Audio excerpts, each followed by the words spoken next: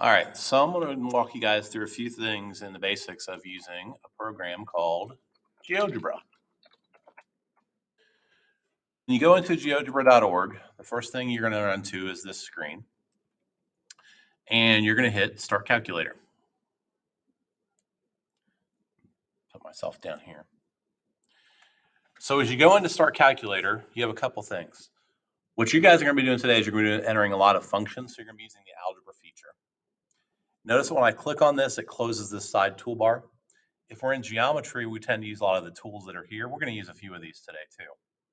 Okay, but we're going to start working in algebra. Now notice right now I have a blank screen, so if I go over here to the right side to my settings, I can turn off a few things. Notice how the show axes, there's nothing here. So I want my axes to show up. And I want my major grid lines. So now I'm looking at the coordinate plane a little bit better. So when I want to put a function in, I can either put in y equals or f of x equals, so I'll just use y. And notice down here I have this toolbar. Well, if that disappears, I don't know if you guys can see it down here. Let me move this out of the way. There we go. Down here at the bottom where you have the keyboard, if you click on that keyboard, it'll pop up all your tools. So y equals, if I have to do an exponent, I'll put it here. So it's x exponent cubed plus 5x. If I just want to square something, I just hit the squared. Notice up here too that it kind of left out all those exponents, so I'm going to go back and erase that. After I put the exponent in, I have to hit the down arrow to get off of it.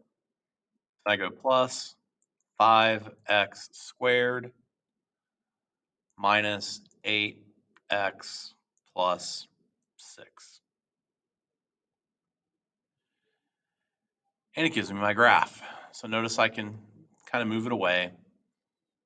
As I click on the graph, then it's going to kind of get rid of my toolbar. So again, if I want my function keys back, I hit the typewriter key down here, the keyboard looking thing, and then I get this. Now, something you're going to have to be doing for us today is you're going to have to be looking for roots. So you're going to hit Tools, and you're going to find this first under Basic Tools, the roots. And then it says Select a function. Well, I select this function that's here, and now it gave me my roots. Now, if I go back to algebra, notice now that it tells me that one of my roots is at -6, 0. And that is your little crash course on how to use GeoGebra for today.